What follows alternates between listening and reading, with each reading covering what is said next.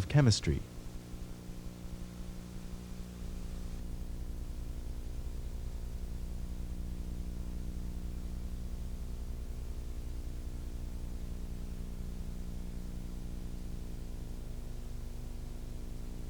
Hello, I'm John Aklonis of the Department of Chemistry of the University of Southern California. Today, we want to explore some of the qualitative and quantitative aspects of the behavior of gases. In particular, I want to concentrate on the relationship between pressure and volume. Let's start with pressure. It's easy to forget that we live at the bottom of a very deep ocean of air, which generates a pressure on us, which we call atmospheric pressure. This atmospheric pressure is something we hear about every time we watch a weather forecast. It's also called barometric pressure, and the changes in pressure signal the approach of storms or good weather. Since we are accustomed to our existence under atmospheric pressure, we no longer notice its presence, and it is very easy to forget just how substantial this force is. I would like to use this vacuum pump to demonstrate one of the effects of atmospheric pressure. The vacuum pump is a very simple device which moves air from one place to another. When I turn on the vacuum pump, you can hear the air being sucked into the inlet.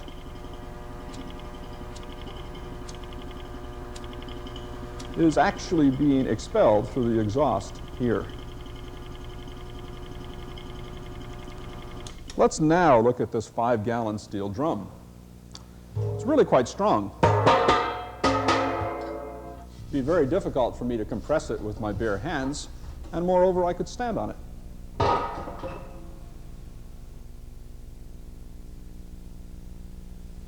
Right now, with the can open, atmospheric pressure inside the can is exactly equal to atmospheric pressure on the outside of the can, and there is no net pressure on the walls of the can. The force on the inside pushing outward is equal to the force on the outside pushing inward. However, if I now attach the vacuum pump to the inlet of the can in such a way that I can pump air from the inside of the can, then I can cause the force on the inside of the can pushing outward and the outside of the can pushing inward to be different. As I turn the vacuum pump on, it will take some time to evacuate the air from that large 5-gallon can.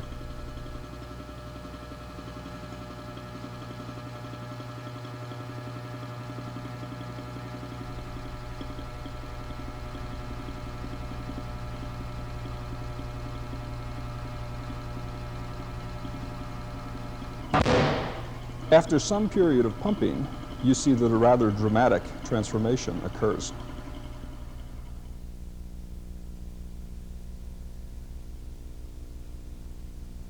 The can has been compacted by atmospheric pressure. I think that it's rather impressive that the can has been compacted to the extent that it has.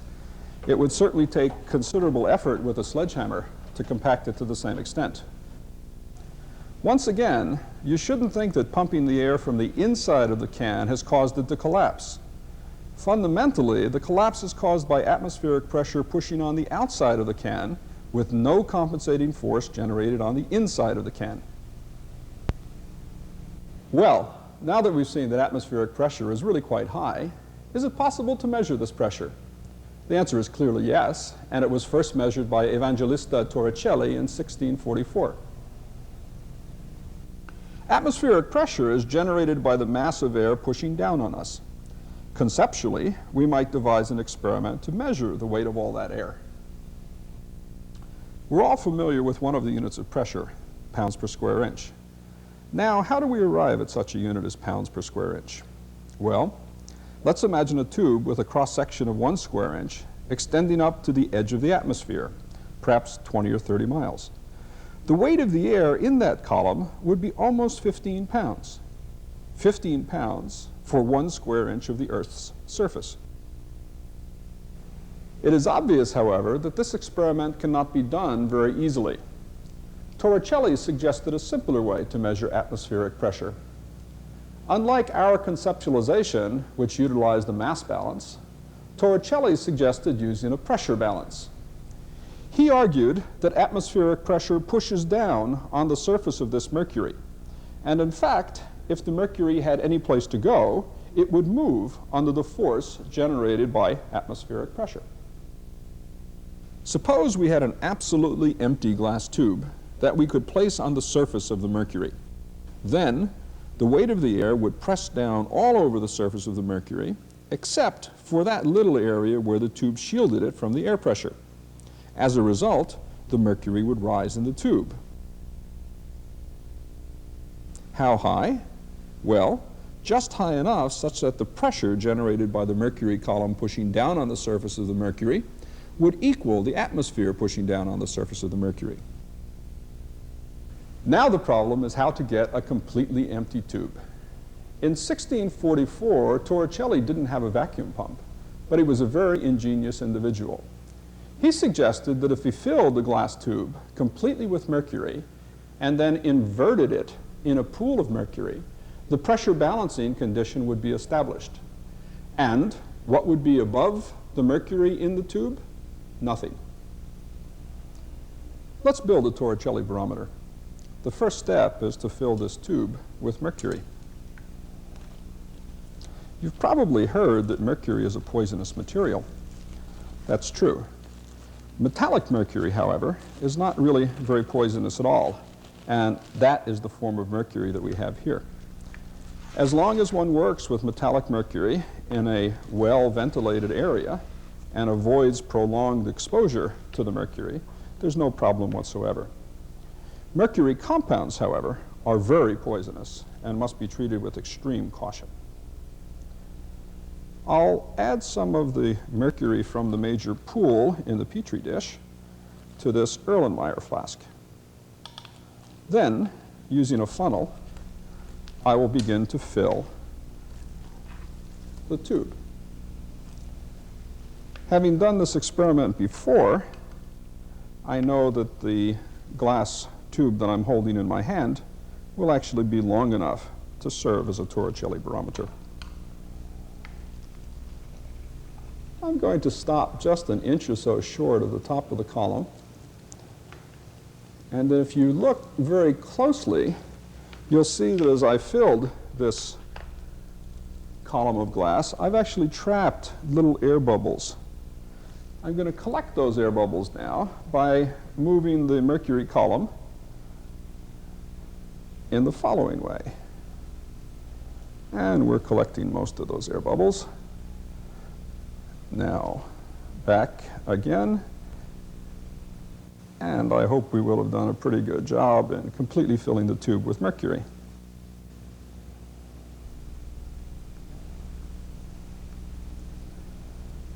Okay. The last step now is to just top up the column, and I'll do that with this eyedropper.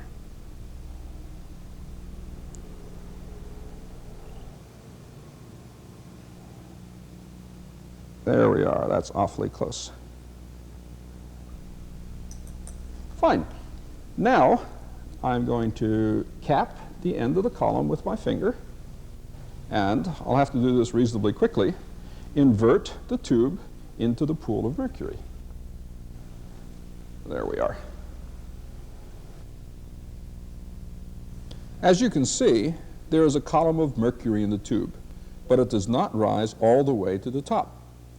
It has fallen to the point where the pressure generated by the mercury column above the mercury surface is precisely the same as the pressure generated by the atmosphere pushing on the mercury surface. Thus, we have a pressure balance of the atmosphere pushing down on the mercury surface and the mercury column pushing down at the same level inside the tube. We could have done this experiment with another liquid such as water, but water is 1/14 as dense as mercury. So our barometer, correspondingly, would have had to have been 14 times as tall. As you can see, here I have several additional barometers of different sizes and shapes.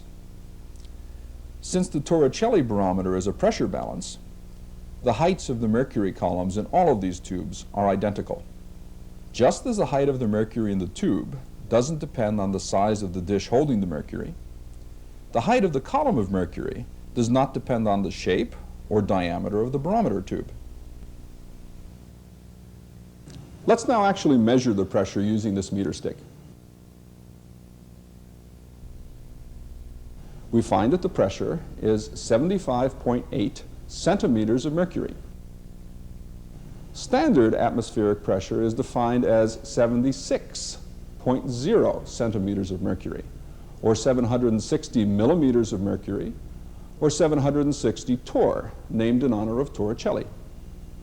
Torricelli wanted to prove that his analysis of the barometer was correct, that in fact it was the atmosphere pushing the mercury up the tube, and not the vacuum sucking the mercury up, or perhaps a little invisible string connected to the top of the surface of the mercury which tugged the mercury up the tube.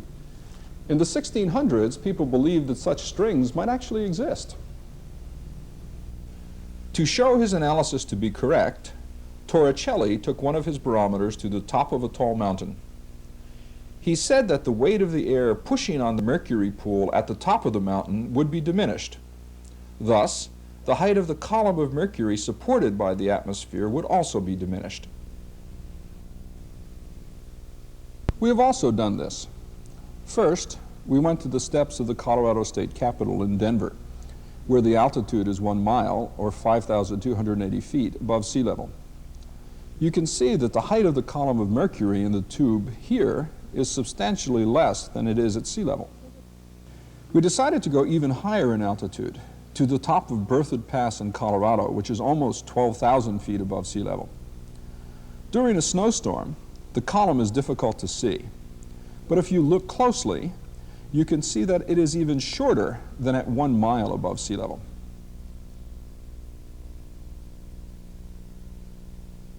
What would happen if we made a Torricelli barometer with this very short barometer tube?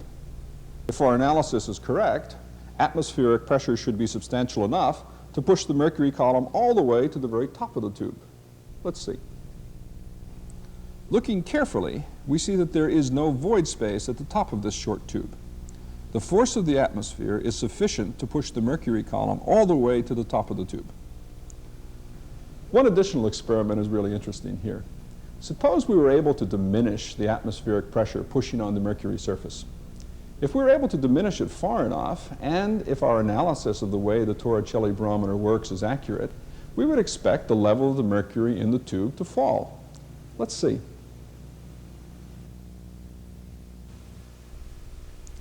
We can actually test this prediction by putting this short barometer into a bell jar, which is connected to the vacuum pump. With the vacuum pump, I can remove air from the bell jar and thus diminish the pressure which is exerted on the surface of the mercury.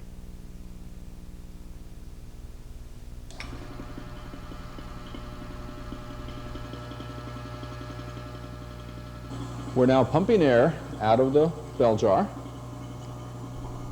and if you look closely, you can see that the mercury column is falling. Now a little more so. And the reason it's falling is because we're diminishing the pressure in the bell jar, diminishing the pressure of pushing on top of the mercury, and the mercury inside the column is falling.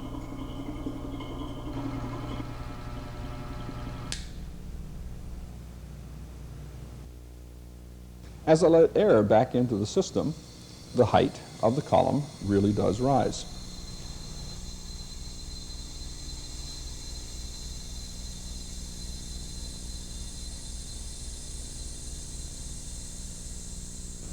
Thus, all of the experiments we have done on the barometer are consistent with the assertion that the Torricelli barometer actually measures atmospheric pressure, and that the height of the mercury column is a quantitative measure of that pressure. So far we know that atmospheric pressure is really quite substantial, and that mercury columns can be used to measure pressures. We might now ask, what's the relationship between pressure and volume of a gas? Let's start with a qualitative experiment. Suppose we put a certain amount of gas inside an identifiable barrier, like this rubber balloon. I'll place the partially inflated balloon in the bell jar and decrease the pressure inside the jar with the vacuum pump. There are forces other than pressure associated with inflating a rubber balloon, but, as we've already seen, atmospheric pressure can crumple steel drums, so a little bit of rubber isn't going to make a significant difference here. The balloon is getting larger, but why? We aren't adding any air to the balloon. What is happening, however, is that the pressure inside the bell jar is decreasing as we remove air with the vacuum pump. Since the pressure inside the balloon is almost equal to the pressure outside the balloon, the pressure of the gas inside the balloon must also be decreasing. Thus, we see that as the pressure of the gas sample inside the balloon decreases, its volume simultaneously increases. As we once again increase the pressure by letting air into the bell jar, the volume of the gas in the balloon decreases. Another way to trap a gas sample inside an identifiable barrier is to use shaving cream. Shaving cream is a foam in which there are many tiny bubbles trapped in a soap solution. As we decrease the pressure on each one of these bubbles by pumping air out of the bell jar, its size increases. Thus, you see that the foam is expanding as we decrease the pressure inside the bell jar. We can see this in many other ways also.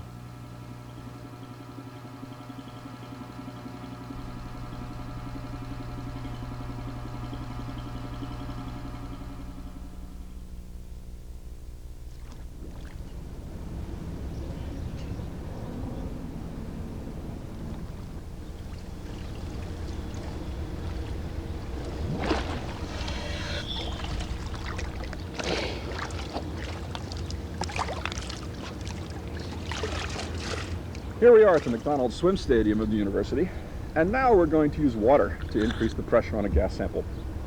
Los Angeles is at sea level, which means that we have essentially 1 atmosphere of air pressure on the top of the swimming pool.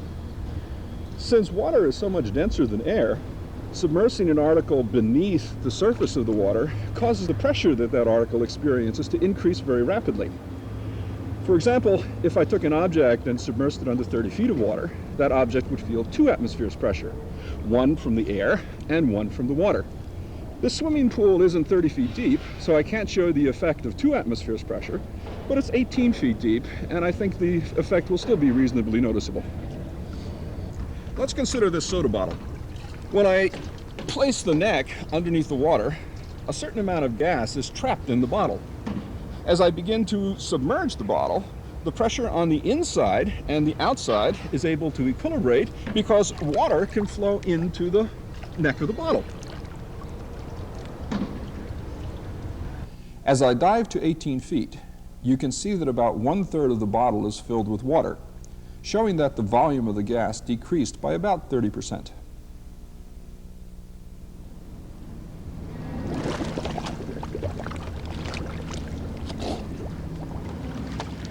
Now let's try the same experiment with the cap on.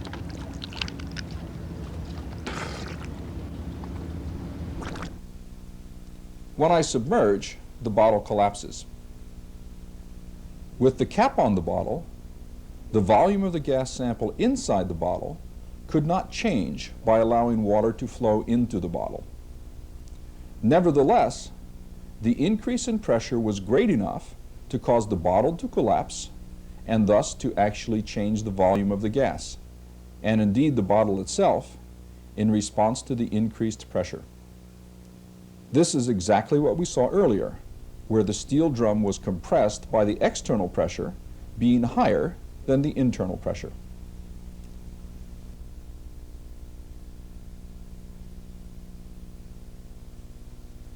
Having dried off, I'm now back in the laboratory and would like to continue our exploration of pressure-volume relationships of gases. Once again, I want to talk about some very old work, this time done in 1660 by Robert Boyle. This is a J-tube. It's the kind of apparatus Boyle used to carry out some very simple yet insightful experiments on pressure-volume relationships. You should notice that the short arm of the J is sealed and that the long arm of the J is open. In fact, we've done some preparation in that we've actually calibrated the volume in the closed arm of the J using water as a reference. Let's start by adding some mercury to the J tube. Because I have adjusted the mercury levels in both of the arms so that they are at the same height, I know that the pressure pushing on the open side of the J tube is equal to the pressure on the closed side of the J tube. If this were not so, the levels of mercury would not be the same. The higher pressure side, pushing harder than the lower pressure side, would cause an imbalance. Thus, we know that the pressure inside the closed tube is 1 atmosphere, and that the volume can be measured via the calibration. It turns out to be a little less than 2.5 cubic centimeters. Now, it's easy to increase the pressure on the trapped gas. We can do that merely by adding some additional mercury to the open arm of the J tube. As this is done, the levels of the mercury in each arm of the J tube are no longer the same. The reason for this is that the pressure inside the closed, shorter arm of the J is higher than atmospheric pressure. How much higher? Well, we have a quantitative measure here in terms of the height of the mercury. Let's do this measurement carefully. We find that the difference in height is actually 51.2 centimeters. A mercury column of height 76 centimeters is 1 atmosphere pressure, so that a mercury column of length 51.2 centimeters is about 2/3, or 0.67 atmospheres pressure. We started with the gas sample at a pressure of 1 atmosphere, and have now increased the pressure by about 0.67 atmospheres, so that the pressure in the closed arm of the J tube is now close to 1.67 atmospheres. This increase in pressure has resulted in the volume decreasing from about 2.5 cubic centimeters to about 1.5 cubic centimeters. Let's move from the 1660s to more recent technology. This little device will make it possible to gather similar data very simply. It is no more than a hypodermic syringe connected to a pressure measuring gauge. You can see the conical spring, which is the essence of the pressure gauge. It is hollow and connected directly to the syringe. As I increase the pressure in the syringe by pushing upward, the spring is deformed. And through the connections to the needle, the increased pressure registers on the gauge. The gauge manufacturer has actually calibrated the dial face in terms of pounds per square inch. When we open the gauge to the atmosphere, the pressure reading is 14.7 psi, which is standard atmospheric pressure measured in these units. Let's start this experiment by placing 20 milliliters of air in the syringe and then connecting the syringe to the pressure gauge. We can now quantitatively assess the relationship between pressure and volume. Let's decrease the volume to 15 cc's. Now, reading the pressure gauge shows 18.2 psi. Further decreasing the volume to 10 cc's, we find the pressure is 23.9 psi. And at a volume of 5 cc's, the pressure climbs to 34.7 psi. We can use this apparatus to explore pressures below 1 atmosphere. At 25 cc's, we find a pressure of 12.3 psi. And at 30 cc's, the pressure has dropped all the way to 10.6 psi. Here is a summary of all of our data. You can see that as the volume increases, the pressure decreases.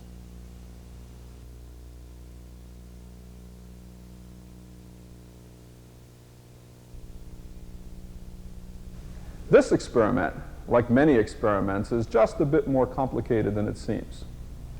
You see that we have a means to measure the volume of the air in the syringe and simultaneously the pressure of the air in the syringe. The complication is associated with the fact that there's more air in the system than just the air in the syringe. There is air in this little green tube which connects the pressure gauge to the syringe, as well as air actually in the pressure gauge. Therefore, the volume of air which we have measured on the syringe is not the total volume of the system. In a previous experiment, I've calculated the volume of the air in the rest of the apparatus, other than the syringe, and it turns out to be 6.3 cubic centimeters. Therefore, we should add 6.3 cubic centimeters to each of the syringe volume readings to obtain the correct or actual volume of the system. Let's make this change on our data table.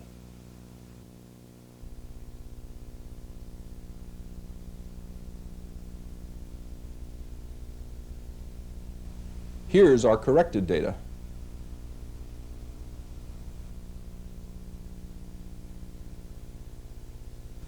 At this point, you may want to stop the videotape and plot the data yourself. In a moment, we'll plot our own data to find the relationship between pressure and volume.